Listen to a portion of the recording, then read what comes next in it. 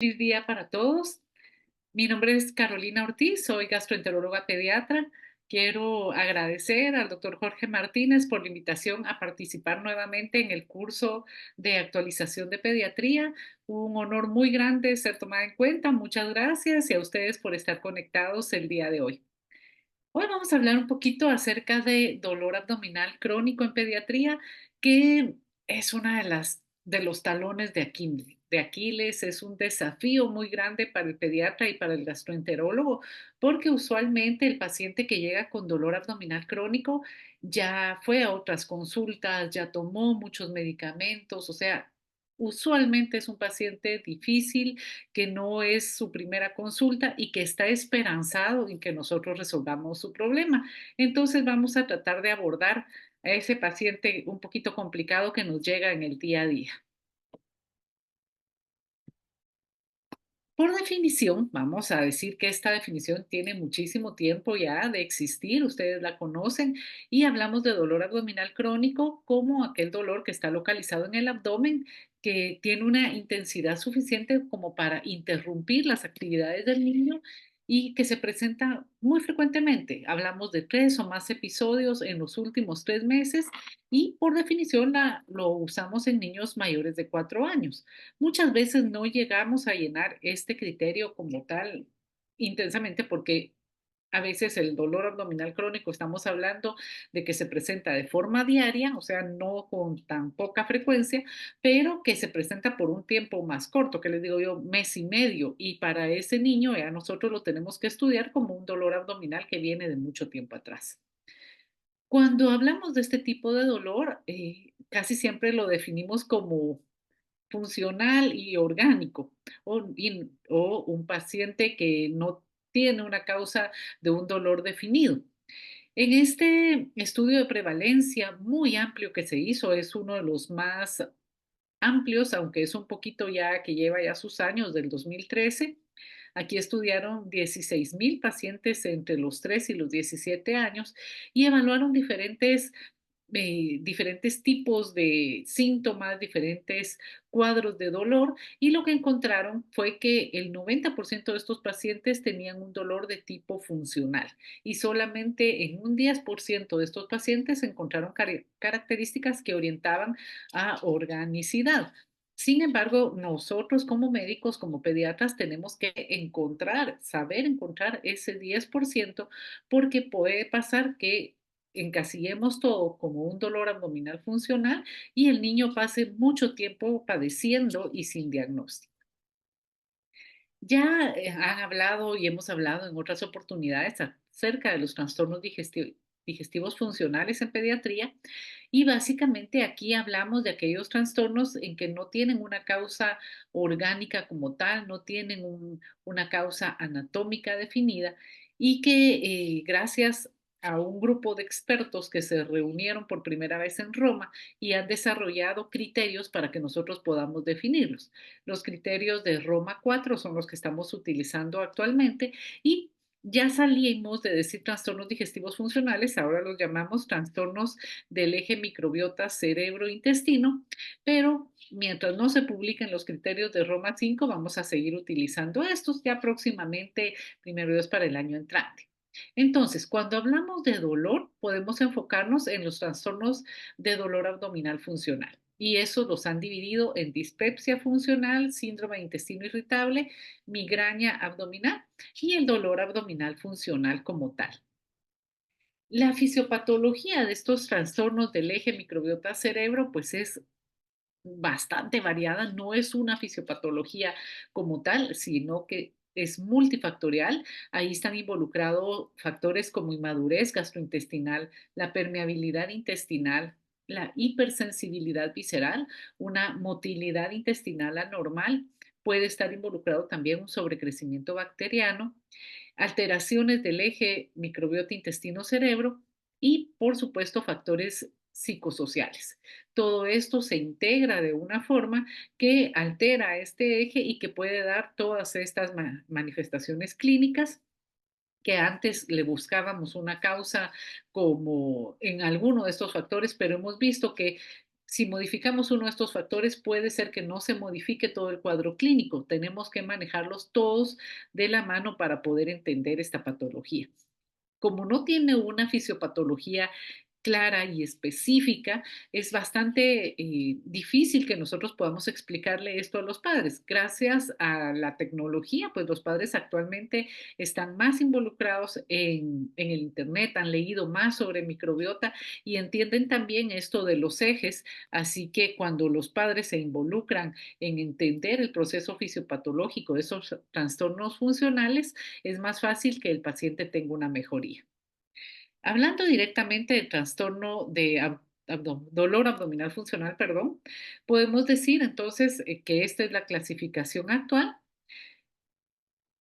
No les digo que se aprendan cada uno con todos los criterios, porque realmente cuando hablamos de estos trastornos de funcionales son muchos los criterios que tenemos que tener a la mano, pero sí es bueno que los tengamos cerca, que sepamos distinguir.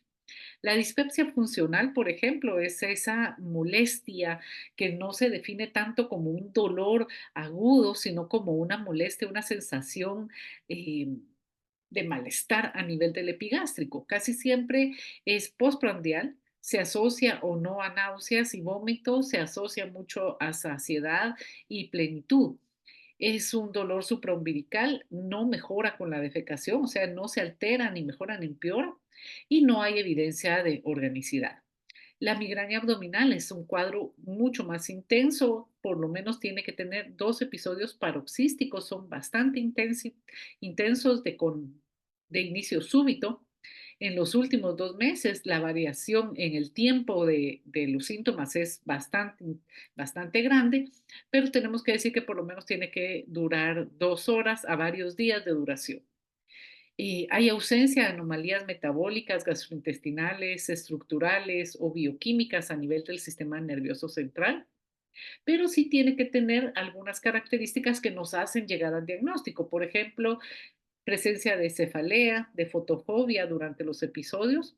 Muy, muy importante ver antecedentes familiares, ver si los papás han padecido de migraña, principalmente de migraña de inicio temprano en la adolescencia o en la niñez, si hay historia familiar dolorosa, si hay un tipo de cefalea que está confinada a un solo sitio, si hay pródromos visuales, sensoriales o motores. Esto es bastante difícil de diagnosticar, sin embargo, nos da ventanas, nos da luzazos de hacia dónde vamos, porque es muy diferente al cuadro típico de la dispepsia funcional. El síndrome de intestino irritable, entre estos trastornos funcionales, podemos decir que también da dolor abdominal. Sin embargo, el dolor no es epigástrico, es un dolor que puede ser más difuso, marcado a nivel de todo el margen colónico, es periódico y característicamente se relaciona con alteraciones del ritmo intestinal. O sea, puede cursar con diarrea, puede ser mixto o puede cursar con estreñimiento. En el niño muy frecuentemente es con estreñimiento. Ya en adolescente estamos hablando más del tipo mixto o el que se asocia a diarrea. Ya directamente en el dolor abdominal crónico, también tenemos episodios de dolor paroxístico. Aquí hablamos perumbilical. Recuérdense que los niños hasta los 7 años no logran definir eh, dónde les duele, sino que dicen todo es a nivel del ombligo. Entonces cuesta un poquito definir el lugar. Incluso si nosotros palpamos, puede ser que no encontremos el lugar específico donde les duele. Entonces lo definimos como perumbilical. En este tipo de dolor alterna con periodos completamente libre de síntomas, interrumpe las actividades normalmente el niño deja de hacer lo que está haciendo, se va a acostar, se acuesta boca abajo, hace presión sobre su pancita. Frecuentemente es en mayores de 4 años, se presenta por lo menos una vez por semana durante los 2 últimos meses y es un diagnóstico por exclusión. Estos son los criterios que nos da Roma 4 y que nosotros deberíamos estar teniendo presentes para poder hacer estos diagnósticos, porque si ustedes ven, ninguno de estos trastornos funcionales amerita que se hagan exámenes, no ameritan endoscopía, no ameritan otro tipo de laboratorios, de rayos X, etcétera. Entonces hablemos, ¿cómo es la epidemiología? Es muy frecuente la causa de consulta. En pediatría general estamos hablando que se acude a consulta por dolor abdominal entre un 4 y un 6%, pero en gastroenterología infantil la cifra sube muchísimo, hasta un 25% de las consultas son por dolor y particularmente en el grupo, si nos enfocamos en el grupo de adolescentes o de niños que están saliendo de la primaria, este porcentaje puede subir aún más. La prevalencia va a variar mucho dependiendo del área geográfica y si es un área urbana o si es un área rural la que estamos evaluando. No se conoce con exactitud, pero es bastante variable y yo les diría que es cada vez más alta. Las infecciones, las afecciones gastrointestinales no han aumentado tanto, eh, afecciones graves como serían las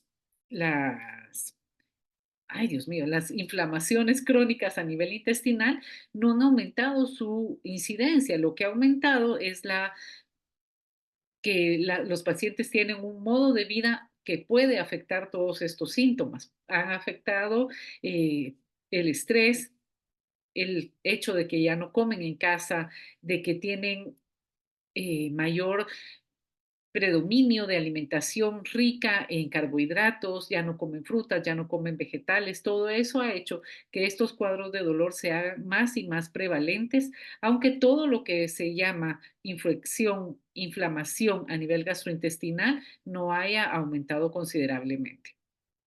La relación es mucho más frecuente en mujeres, más o menos una relación de 5 a 1 de mujeres versus hombres, principalmente en mayores de 9 años. Algo muy frecuente que vemos es que se presenta más en niños de familias con ingresos económicos bajos y muy frecuentemente, y es algo que siempre tenemos que tener un buen ojo clínico para ver la interrelación familiar, si el niño llega con ambos padres o si desde la entrada vemos que la mamá es una madre ansiosa y que ha manejado grandes niveles de ansiedad, principalmente si esto fue manejado desde el primer año de vida. Eso se relaciona mucho con dolor abdominal en etapas posteriores de la vida. Existen algunos factores de riesgo que ya han sido determinados para estos trastornos funcionales digestivos, principalmente en niños pequeños, pues ya sabemos, todo lo que se relaciona con alteraciones de la microbiota, como el nacimiento por cesárea, el parto prematuro, el bajo para edad gestacional, el uso de antibióticos en el periodo neonatal, el ser hijo único o el ser el primogénito también, la baja escolaridad de los padres, si la familia está desintegrada, si vive en un área urbana mucho más frecuente que aquellos que viven en el área rural, y la lactancia se considera un factor protector. De los pocos factores protectores que existen, la duración de la lactancia se ha visto que tiene una relación importante. Para adolescentes y adultos, ¿qué factores de riesgo tenemos para el desarrollo de estos trastornos funcionales y principalmente para dolor abdominal? La presencia de sexo femenino ya nos pone como un factor de riesgo. Cuadros de gastroenteritis, principalmente si son severos. Se dice que el 10% de una gastroenteritis severa en adulto va a determinar posteriormente un cuadro de dolor abdominal que se puede volver crónico. Y en niños esa incidencia es aún más alta. Después de una gastroenteritis severa, por ejemplo, en el cuadro de un rotavirus que llega a deshidratar al paciente, puede tener hasta un 35% de que eso se vuelva posteriormente un cuadro de dolor abdominal crónico. Exposición a traumas, aquí estamos hablando de traumas principalmente de estrés, de alteraciones en la vida temprana, por ejemplo, la exposición a sondas, a exámenes de sangre continuos, a laboratorios, a todos. los factores de estrés fisiológico que puedan existir y también cambios de estrés emocional. Desórdenes psicológicos es muy frecuente si el paciente viene de una familia que está teniendo desórdenes psicológicos y que él aprende también de este tipo de conductas, es más frecuente que desarrolle los trastornos funcionales y aquellos pacientes que no duermen bien, y aquí mucho ojo con los adolescentes que tienen periodos de sueño muy cortos, también es más factible que desarrollen trastornos funcionales.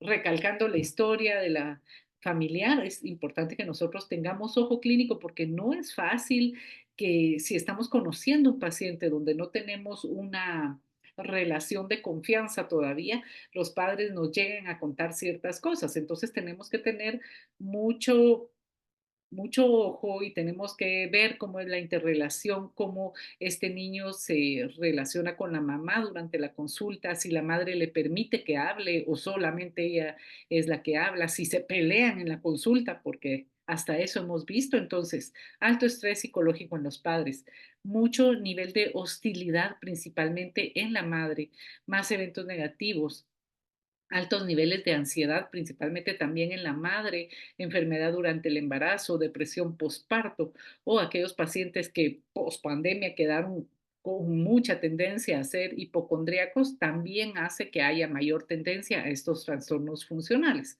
Y en cuadros de persistencia del dolor, casi siempre hay una relación directa con ansiedad materna.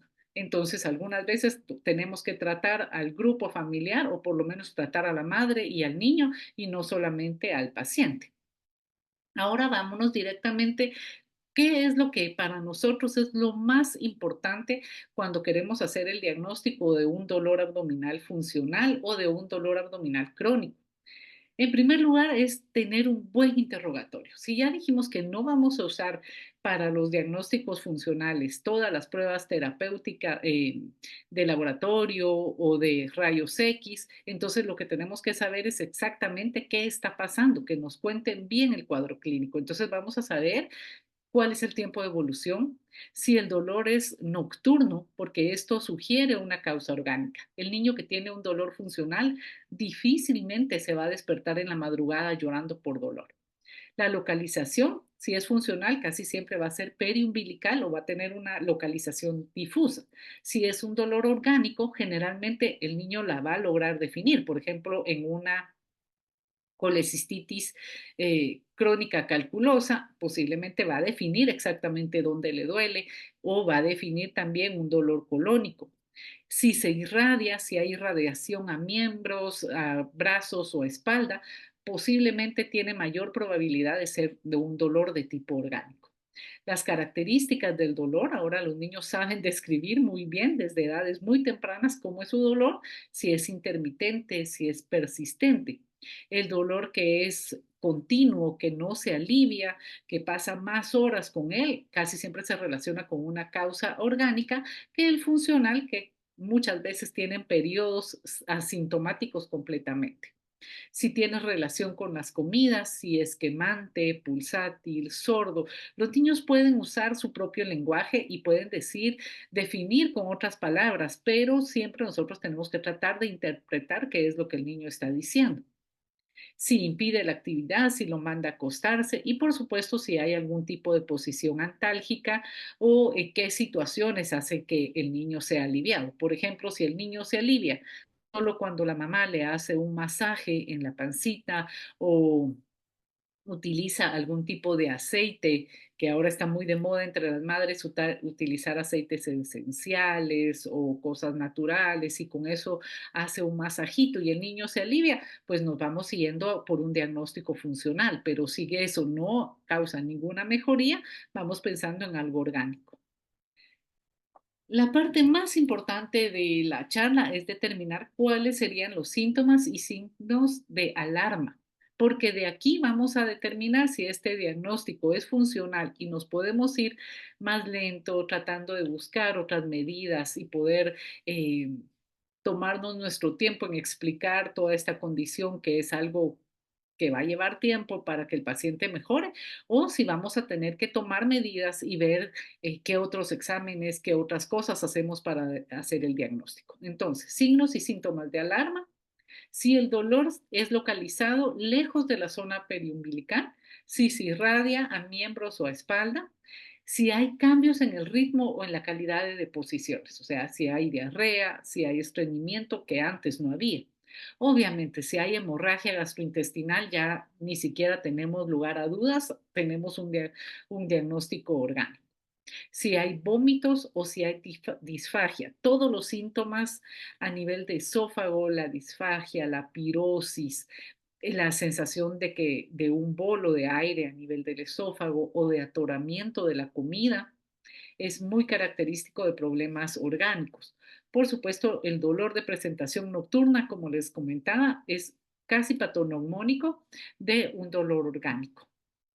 Por supuesto, la pérdida de peso o de tensión de crecimiento en niños más pequeños, la presencia de masas o de alguna organomegalia, si tiene úlceras a nivel perirrectal o fisura anal, siempre recuérdense de revisar el área anal, aunque el paciente no diga que tenga problemas a este nivel, es parte del examen físico que tenemos que realizar, entonces no lo olviden.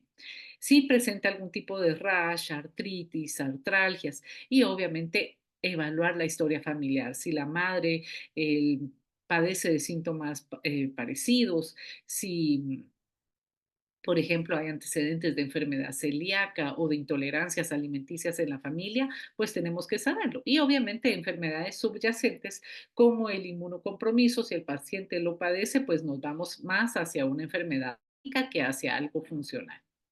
Entonces, yo sé que hemos hablado en otras charlas y que han hablado acerca del eje cerebro-intestino, entonces eso lo voy a dejar como funcional porque el objetivo de esta charla es que pensemos en ese 10% de pacientes que nos llegan y que no podemos dejar eh, irse sin diagnóstico.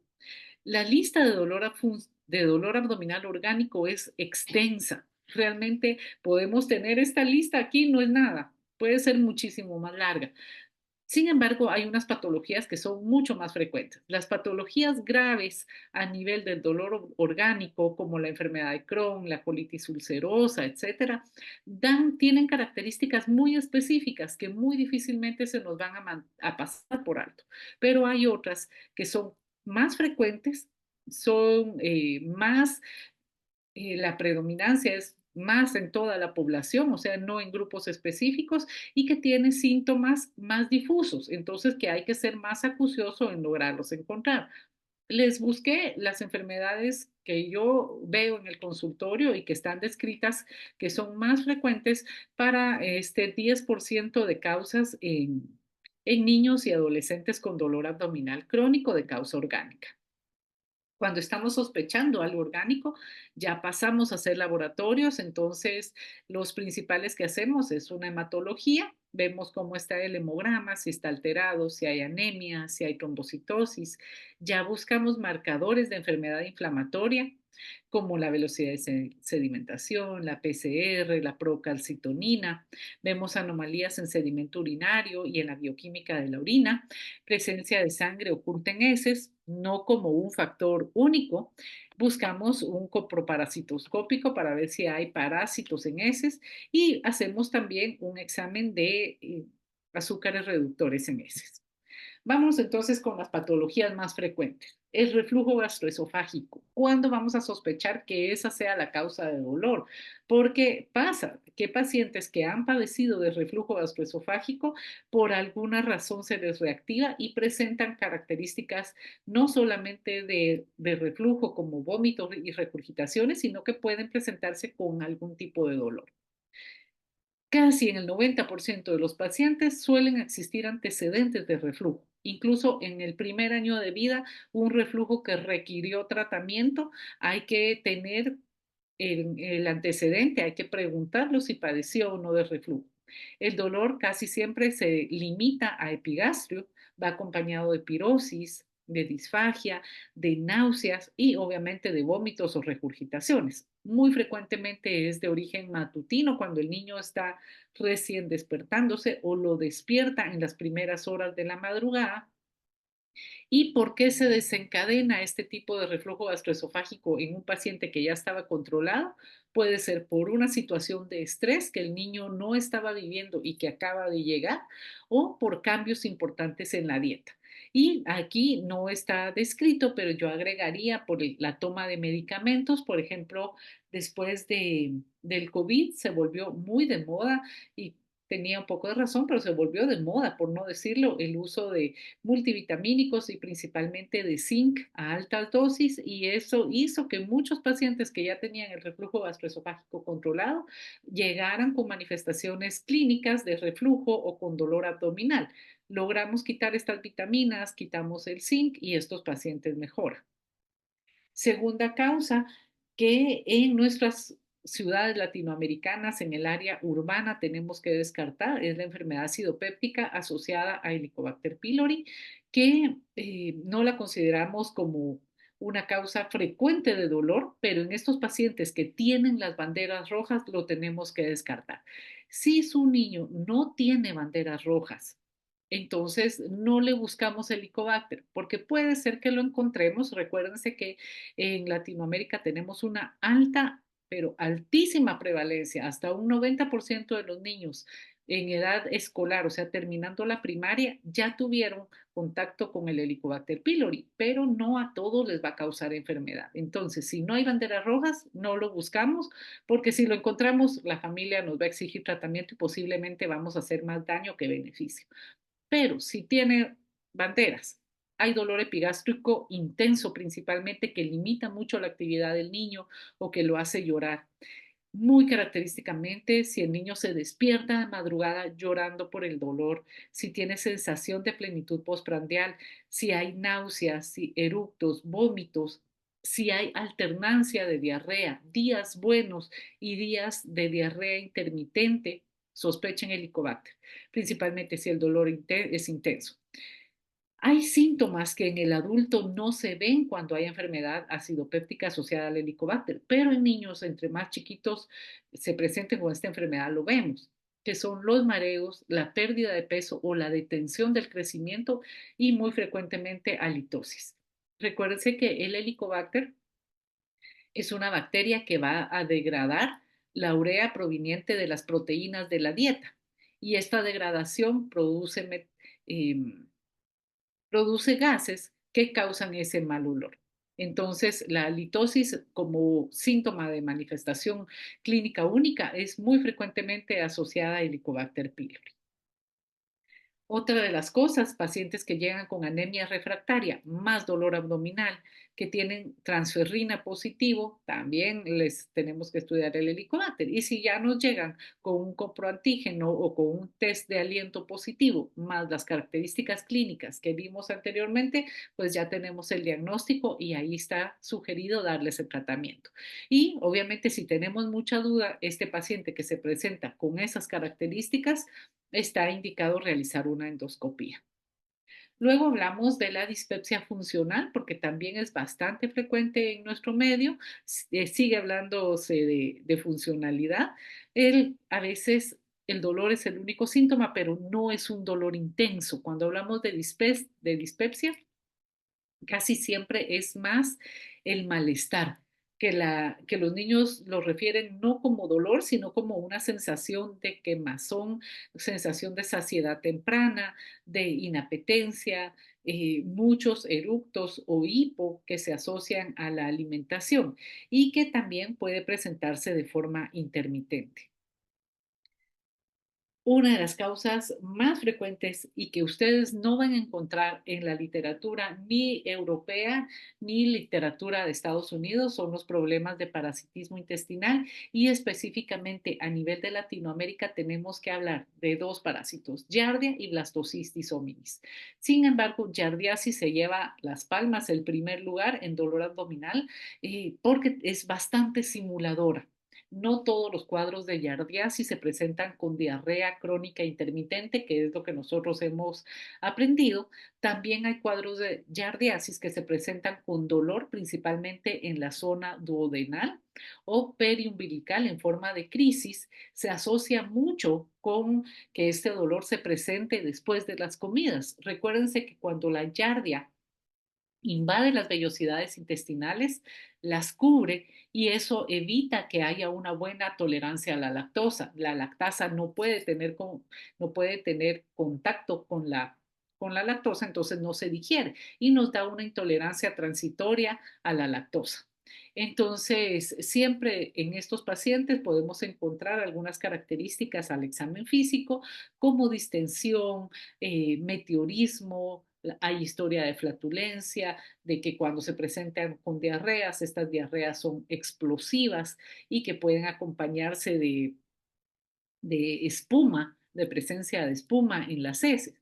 Y al examen físico vamos a encontrar crepitación principalmente en la zona del ciego, sospechar giardia.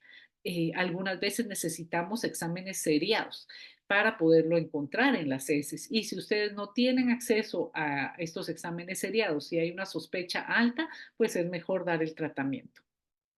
Luego tenemos la enfermedad celíaca e intolerancia al gluten no celíaco como una de las causas de dolor abdominal crónico que tenemos que sospechar en aquellos pacientes principalmente que tengan historia familiar de intolerancias alimenticias o en aquellos pacientes que ya han tenido diferentes tratamientos y no han mejorado. Algunas veces las mismas familias hacen dietas y ven una mejoría en los pacientes cuando retiran el gluten. Entonces, en ese paciente tenemos que considerar este diagnóstico y tenemos que tratar de poderlo documentar con los laboratorios precisos. Característicamente, ya no vemos a aquel niño que está descrito, ¿verdad? Piernitas delgadas, desnutrido, con el abdomen distendido. Estos son los síntomas clásicos. Pero en el niño con dolor abdominal que presenta pérdida de peso, flatulencia, hinchazón, crisis de diarrea y hay antecedentes familiares y que vemos que hay una relación marcada con la dieta, lo tenemos que buscar.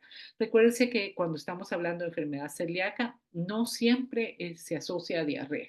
Hay algunos cuadros que se asocian solamente a enfermedad, a dolor abdominal.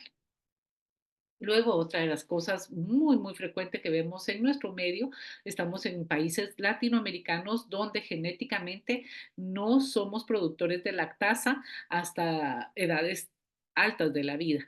Desde las primeras, más o menos desde la adolescencia, la cantidad de lactasa que producimos es menor, genéticamente estamos predestinados a esos. Entonces, si el paciente tiene un alto consumo de azúcares, de lactosa y de otros azúcares, es posible que presente todos los síntomas, principalmente diarreas, meteorismo, eh, distensión abdominal y se relaciona también con lactosa, el consumo, perdón, de leche o de algunos jugos principalmente. Aquí lo hacemos el diagnóstico mediante azúcares reductores en heces cuando se relaciona con diarrea o con el test de hidrógeno espiral. Recuérdense que en los niños que tienen estreñimiento, que son estreñidos ya de tiempo atrás, pueden tener intolerancia a la lactosa y no presentarse con diarrea. Solo se llenan de gas y eso causa mucho dolor abdominal. En nuestros países, principalmente en el área urbana, se ha incrementado muchísimo el consumo de jugos y si ustedes ven los jugos, principalmente el jugo de naranja, el jugo de pomelo o toronja y el jugo de melocotón, que se consideran como bastante más suave, tiene altos niveles de carbohidratos, comparables incluso con una cola. Entonces, este tipo de tablas la podemos enseñar a los padres porque algunas veces les dan unas grandes cantidades de zumos y eso hace que tengan dolor. Y si no, pues también unas grandes cantidades de carbohidratos muy ricos en azúcares. Entonces, evaluar siempre que tengamos esta sospecha, evaluar detalladamente la dieta. Y dejé de último, pero para mí es uno de los más importantes, el estreñimiento.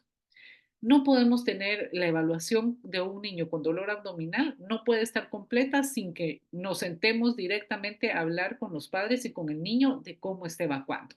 El diagnóstico del estreñimiento obviamente es clínico, pero en niños más grandes y en adolescentes, ustedes se han dado cuenta que es bastante difícil, que los papás a veces no saben cómo el niño está defecando y les preguntan y el niño solamente dice, no, sí, sí fui al baño, sí evacué, pero no nos dicen que lo que evacúa es una bolita de este tamaño, que realmente ese colon se mantiene lleno y ese poco movimiento en un colon lleno causa dolor. Las características es que el dolor es muy frecuente, principalmente es un dolor que se va dando a lo largo del día, pero se intensifica en las horas de la tarde, porque ahí el niño ya pasó, ya comió, ya se llenó de gases, entonces en horas nocturnas es cuando hay mayor dolor, es un dolor que puede ser punzante. Si usamos la escala de Bristol, que es una de las ayudas más grandes que podemos tener como pediatras, el niño puede decirnos cómo está defecando. Entonces, si hay heces muy grandes o presencia de evacuaciones coprolíticas, tenemos que tratar el estreñimiento y muy posiblemente ahí encontremos la causa del dolor abdominal. Y si la mamá no está convencida, el papá, la familia no están convencidos de que el estreñimiento sea la causa, pues podemos ayudarnos con una radiografía simple de abdomen y enseñarle cómo está ese colon lleno de evacuaciones. El tratamiento del dolor, pues hay muchísimo escrito, sin embargo, nada es completamente funcional hasta el día de hoy, principalmente cuando estamos hablando de dolor abdominal funcional.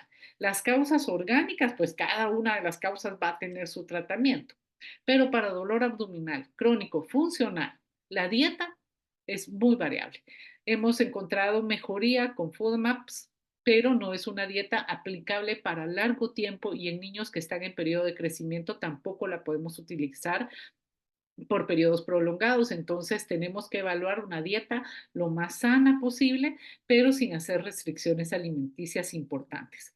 En el tratamiento farmacológico, ustedes saben que no hay nada, no hemos tenido en muchísimos años y con muchísimos medicamentos que se han probado, no se ha encontrado uno que sea mejor que el placebo. O sea, prácticamente aún no hay nada descrito. El tratamiento que mejores resultados ha dado es la psicoterapia, el acompañamiento con terapia conductual.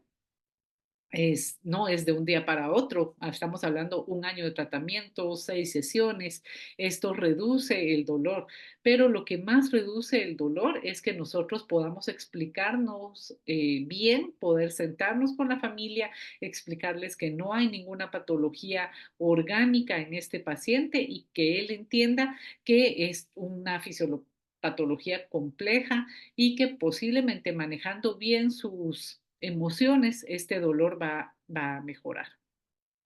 Y una de las cosas que tenemos bien claro es que todos estos trastornos funcionales están asociados con alteraciones de la microbiota intestinal, tanto cualitativas como cuantitativas, y el tratamiento con probióticos ahí sí tenemos buenas luces, esperamos que se sigan haciendo estudios, pero sí ya hemos visto algunos cuadros asociados de mejoría, principalmente asociado con L. reuteri 17938 y algunos cuadros asociados con lactobacillus GG o longum. Entonces tenemos mucho que hablar todavía con probióticos y tratamiento de los cuadros funcionales.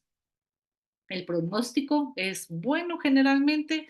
Un tercio de los cuadros resuelven en los primeros 2 meses del diagnóstico. Algunos tienen desórdenes a largo plazo, principalmente si el diagnóstico fue tardío o si ya es en la etapa de la adolescencia. Se pueden asociar a depresión, ansiedad y dolor que persiste hasta la adultez. El niño que no fue bien tratado de estos trastornos funcionales muy posiblemente va a ser el adulto que va a padecer de colon irritable. Y un tercio de estos niños, principalmente si vienen de una familia dolorosa, va a seguirse quejando crónicamente. Le quitamos el dolor abdominal y va a empezar con cefaleas. Le quitamos la cefalea y va a empezar con dolor de piernas. Entonces, tener en cuenta que estos niños pueden ser dolorosos a largo plazo. El 50% de los niños pueden seguir con un tipo de dolor después de años de seguimiento. Pero si nosotros aceptamos el modelo biopsicosocial, se asocia fuertemente con la recuperación, entonces siempre comentarlo con los papás. Muchísimas gracias por su atención. Les dejo un recordatorio que próximamente vamos a tener entre el 20 y el 21 de marzo del 2024, perdón, del 2025, el tercer encuentro GICAM. Así que los esperamos en Guatemala y vamos a estar muy contentos de atenderlos y vamos a tener un excelente congreso a la disposición de ustedes, de todos ustedes. Pasen muy feliz día y muy felices Pascuas.